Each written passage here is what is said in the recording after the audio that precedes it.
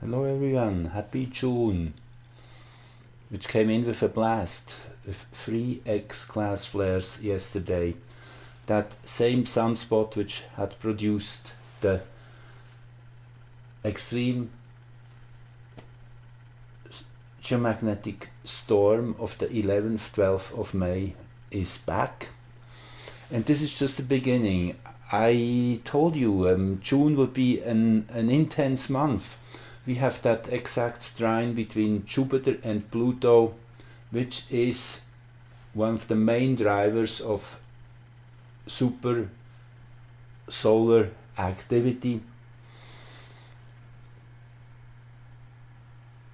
That will be exact on the 14th of June, as you see here in the little chart on the side. So what are big solar flares really doing? They're putting out lots of additional energy. That is the baseline. Powering up Earth and Earth's environment. All the biological systems receive more energy. We are pushed to evolve faster, so to say. And naturally everything gets a bit more extreme to the edge. That's what it does. Now, I listened to an interesting interview of Brett Weinstein with Ben Davidson, who runs the Suspicious Observers channel, and he did some research into all kinds of extreme solar flares and came up with the number X80 for the Carrington flare. However, he found out through his research that every few thousand years there's an X1000 event possible, which is in line pretty much with what David Wilcock has been researching, in that extreme solar events which are literally ending ages and giving birth to a whole new evolutionary period, starting pretty much from scratch. So that is always a possibility. We will see where it goes, how much we need really support on that level to change things towards a more unified, more natural way of being on this planet again. How much of that AI do we really need? How much can easily be moved out of this world and replaced again by natural intelligence? That's where I'm putting my bets. This is definitely a possibility, and it looks like mid-June is the time when this could happen, mid to end June.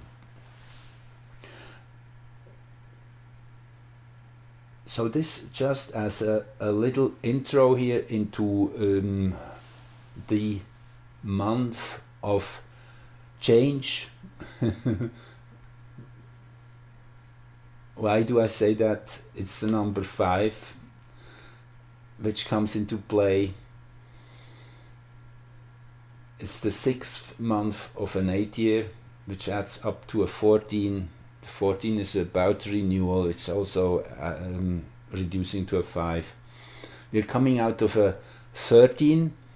The 5th month of the 8 year was the May, which was also changed, but more focused on endings. And the 14 in that sense is then stepping into the next level up. It's all about renewal too, so will be interesting ride. And the only one more thing I want to say in this short video is the kind of culmination point of this month will be when Neptune and Pluto both will start moving backwards.